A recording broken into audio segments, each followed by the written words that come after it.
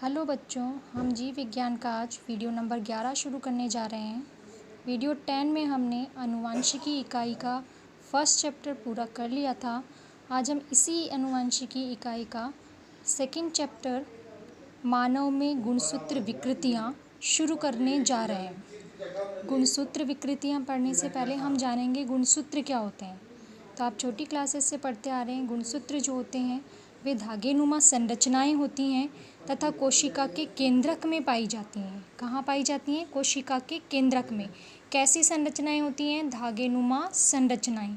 ठीक है, जो कोशिका विभाजन के समय छोटे और मोटे हो जाते हैं और स्पष्ट रूप से दिखाई देते हैं और हमेशा धागेनुमा जाल के रूप में संरचना पाई जाती है।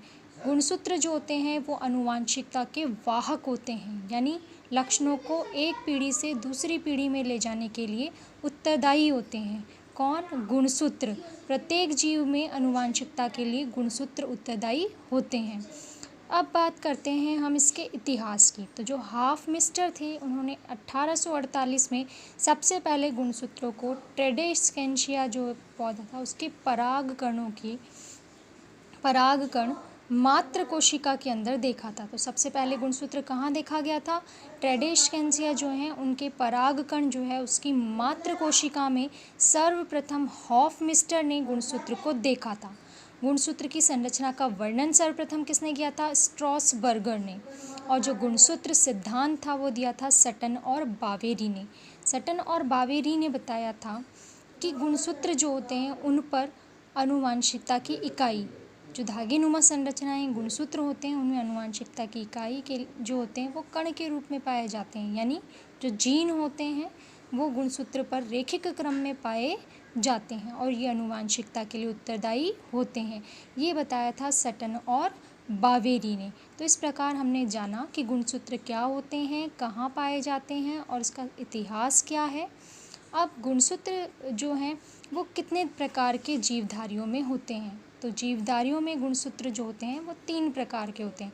नंबर 1 वायरल गुणसूत्र, नंबर 2 प्रोकैरियोटिक गुणसूत्र और नंबर 3 यूकैरियोटिक गुणसूत्र। नंबर 1 है वायरल गुणसूत्र। नाम से पता चल रहा है कि वायरस में पाया जाने वाला जो आनुवंशिकता के लिए उत्तरदायी पदार्थ है वो क्या कहलाता है? गुणसूत्र कहलाता है।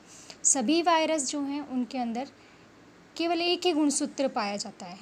आनुवंशिकी के लिए या वंशागति के लिए केवल एक ही गुणसूत्र पाया जाता है और वो गुणसूत्र या तो डीएनए हो सकता है का बना हो सकता है या आरएनए से बना हो सकता है। दोनों में से किसी एक से बना होगा। जैसे कुछ पादप वायरस होते हैं वो उनमें आरएनए जो होता है वो आनुवंशिकता के लिए उत्तरदायी होता है, आरएनए ही पाया जाता है उनमें। तो कि कुछ में डीएनए पाया जाता है। जैसे बैक्टीरियोफेज जो है, बैक्टीरियोफेज जो वायरस होता है उसमें आनुवंशिक पदार्थ क्या होता है? डीएनए पाया जाता है। जैसे मैंने टीएमवी में बताया था कि आनुवंशिक पदार्थ क्या होता है? आरएनए। रेट्रोवायरस जितनी फैमिली के जो वायरस होते हैं उनमें आनुवंशिक पदार्थ क्या होता है? आरएनए। जबकि बैक्टीरियोफेज जो होते हैं उनके अंदर जीवाणु भोजी वायरस बोलते हैं इसको हिंदी में, इनके अंदर आनुवंशिक पदार्थ के रूप में क्या पाया जाता है? डीएनए पाया जाता है।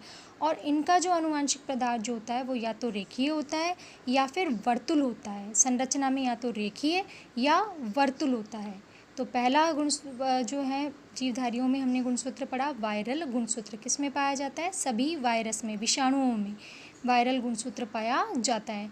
नंबर 2 है जंतु वायरस, जिसमें मैंने टीएमवी का आपको एग्जांपल दे दिया है। टीएमवी जो होते हैं और जंतु वायरस जो होते हैं उनमें आनुवंशिक पदार्थ क्या होते हैं? आरएनए। और कैसे होते हैं ये?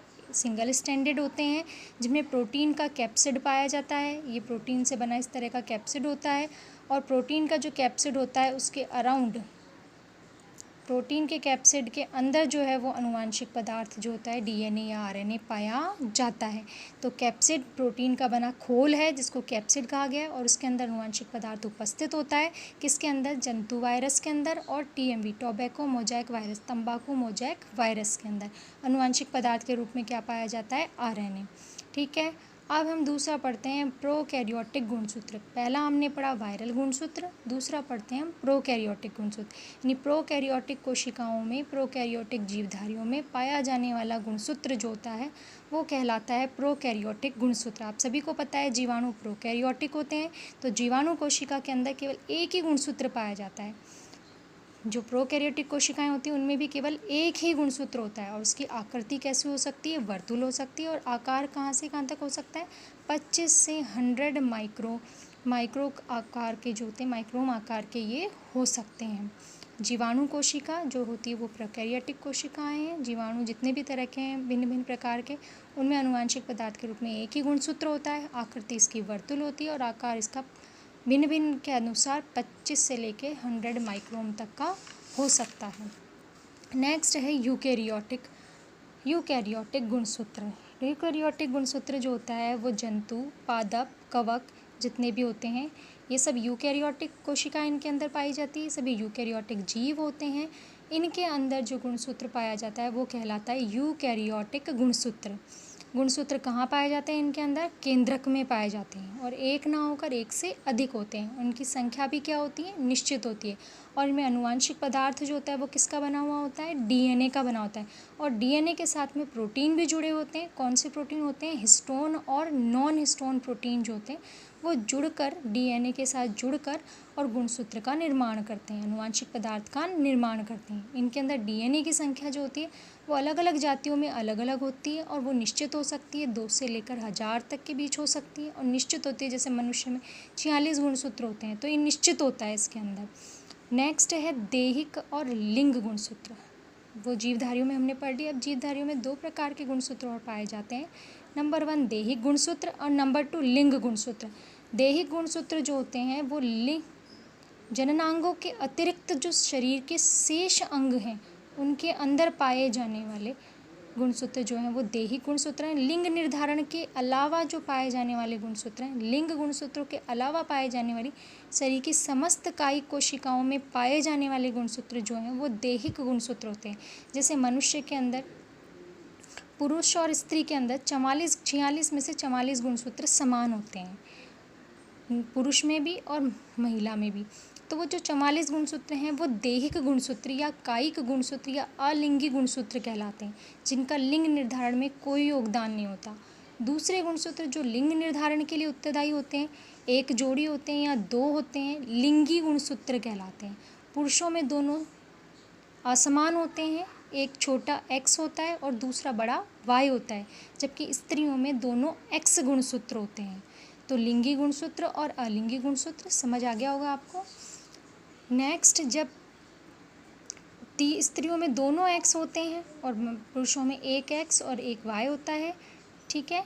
अब है गुणसूत्री आलेख क्या होता है। देखो, मनुष्य के अंदर 46 गुणसूत्र पाए जाते हैं। इन गुणसूत्रों के जो जोड़े होते हैं, गुणसूत्र हमेशा जोड़ों में पाए जाते हैं। 46 गुणसूत्र या 23 जोड़े पाए जाते हैं। तो इन जोड़ों को इनके आकार के आधार पर अरेंज कर लिया जाता है, जमा लिया जाता है और प्रत्येक जोड़े को एक संख्या से जाना जाता है। प्रत्येक जोड़े की पहले नंबर का है, दूसरे नंबर का, ऐसे संख्या से जाना जाता है और इस संख्या के से इनको जो अरेंज करना है वो कहलाता है गुणसूत्र प्रारूप। गुणसूत्र प्रारूप। और इसका जो आरेख तैयार होता है उस आरेख को हम कहते हैं ईडियोग्राम। अरेंज करना कहलाता है गुणसूत्र प्रारूप और इसको आलेख तैयार करना कहलाता है ईडियोग्राम। अब किसी भी व्यक्ति का जो ईडियोग्राम है वो एक सामान्य व्यक्ति से या स्वस्थ व्यक्ति से मिलाया जाता है। जहाँ उस ईडियोग्राम में भिन्नता आती है, इट मीन्स उस व्यक्ति को उस गुणसूत्र के अंदर कोई व्याधि है, उस व्यक्ति के उस गुणसूत्र के अंदर कोई विकृति है जिसके कारण कि उसमें संबंधित जीन रोग जो है या आनुवांशिक रोग जो है वो उसको है। इस प्रकार हम ईडियोग्राम की सहायता से, आरेख की सहायता से गुणसूत्र की त्रुटि का पता लगा सकते हैं, पहचान कर सकते हैं और उससे संबंधित उसका निराकरण भी किया जा सकता है। तो इस प्रकार आनुवांशिक रोग जो है उनके निराकरण में ये सहायता करेगा ईडियोग्राम। और गुणसूत्रों को अरेंज करना क्या कहलाता है, गुणसूत्र प्रारूप। तो ये सब हमने आज गुणसूत्र से संबंधित जाना। अब कल हम जो है वो आनुवांशिक व्याधियाँ कौन कौन सी मानव के अंदर हैं उनके बारे में प्रारंभ करेंगे।